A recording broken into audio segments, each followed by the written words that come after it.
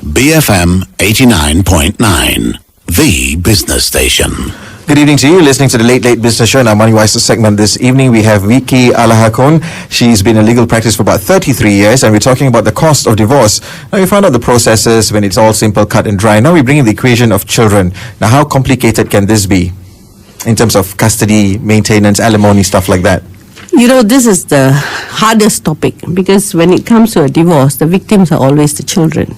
So personally, I would always state that the couple who wish to head for the divorce, what they should do ideally is to get the children sorted out first. They should both sit together or through their counsels, make sure that the children are kept out of the divorce, whatever their ages. And what is important is if they both agree that one party is to have custody, the other person should have access to the children. And the children should never, ever even think that there's any form of enmity between the couple. That's the ideal situation. And the children should be shared. There's a tendency now for most spouses who have custody of the children to deny the other party access, and that is a very painful thing, and it seems to be on the rise now because they tend to use the children and try to turn the children against the other. But what they don't realize is the psychological effects on the children as they grow older. They do resent the party who is actually denying them access to the other side, even though they are young. At that stage they may not realize it, but when children grow older, they grow up and they realize that their mother or their father has actually cut them away from the other party. And when they go to school and things like that, they tend to compare, and the resentment is in them.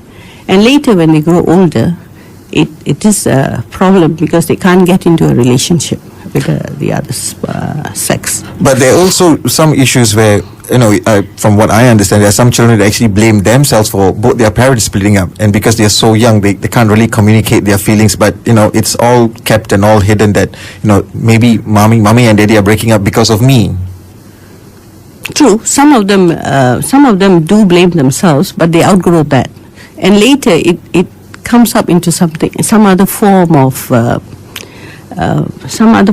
characteristic in the child, and they stop blaming the parents, but they themselves can't get into a relationship with the other sex, you see. And this is something which is very serious. So what I would advocate is that for the courts, because the judges themselves, when it comes to the issue of custody, they do not have time to actually interview the children, and they are not experts as such with the children. And these children the ages can vary from 2 to 18, right? So what happens is we suggest that these children actually be referred to counselors before the divorce even takes place, and let the child himself or let the expert themselves put a letter of recommendation or advice to the judge as to where the child should be placed, so that the child is not caught up with the bitter struggle for custody in the courts. When all that is being said and done, and it's been settled with which spouse actually has custody of the children, yes. There's always this issue about the enforcement of payments or the alimony to the children. How does one spouse actually ensure that the other spouse who's responsible for alimony and payments, they can enforce it, especially until the children turn 18? As the law stands now, the fathers are not duty bound to support the children after the age of 18. We are actually asking for that particular section to be amended, but it hasn't been amended yet. But this comes with the responsibility of the father. If he is really concerned about the welfare of his children, then he should agree to pay for the children's further education. But maintenance by itself, for it to be enforced, there will be a court order, and the father has to pay. But enforcement as such is difficult because if the father, for whatever reason, chooses not to pay, then it becomes a hassle, because especially when you run your own business, you come to the court and you say, listen, my business is doing badly, I promised to pay 3,000 a month, I can't pay it now. So the mother suffers, the children suffer, and as a result, we can't even enforce it because there's no money for us to get our hands on. So the only thing we actually fall back on when the children reach the age of 18 is for the mothers to seek a share of the EPF monies, if there is. No, that's a possible way. That's a possible, because that's considered a matrimonial asset. And by the time the EPF monies is made available to the fathers, they are already above 55, and that's about the time when the children are also going to college. So we try to get the EPF monies for the children. And how messy is that process? It's quite difficult because we have to get the EPF involved, and that money is only made available after the father reaches the age of 50 or 55. So that's quite hard in that sense. And the courts are quite reluctant to even give large sums because that's meant for the father's retirement. So they take that stand too. So in most cases, you get about 30 to 40% of the savings. That's about it. All right, you're listening to Moneywise right here on BFM 89.9, and with me is Vicky Alahakon. She's she's been in legal practice for about 33 years. We're talking about the cost of divorce, and in our remaining moments, just a couple of more questions, Vicky. Let's look at a different side of things. Prenuptials. Is it catching on here in Malaysia? And everybody watches too much Hollywood movies, but is it catching up here? No, I think we're watching too much Hollywood movies because that's not catching up here. Personally, I wouldn't recommend such a prenuptial agreement for couples because it actually goes against the whole grain of why two people get married, because it means that you do not trust the other person and you're making that person sign a prenuptial agreement. And is marriage all about money, you see? So personally, no. But it's not catching up here, no.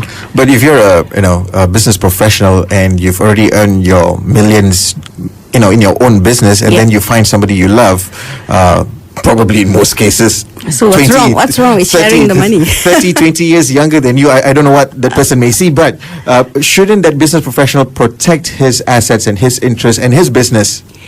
Most of these assets would already be protected in the sense that it's already in a company of sorts. And for a wife to come in, and in our Malaysian law, for a wife to claim, she should have contributed to that. So if she has not contributed to that, she's not going to get 50% of it anyway. So it really defeats its purpose of having an agreement of some sort. Because here the law is, if you want 50% of anything the husband has, she should have contributed to that. Wife must prove that she has contributed to it, plus the fact that they've been married for a reasonable period of time. And of course, the success that he or she has found was post their marriage. Right. Okay. Yes. And in short, Vicky, we can talk about ages about this one-on-one with coffee. We don't have the luxury of time. But after 3 decades in legal practice, what advice do you have for married couples who are actually having some tension between them right now and considering a divorce? What I would advise them to do would be to see a marriage counselor. And they should try and work out their differences, because they should always look back as to why they got married, the reasons as to why they got into a relationship. Both parties should have mutual respect and love for the other. And I think it is only fair that they should try hard to end the marriage first. And if it really cannot work out, then they should try and end the marriage mutually as friends and with least bitterness or acrimony, and move on from there. I mean, when I sit down with my friends, we just think that these days people just don't fight for relationships anymore.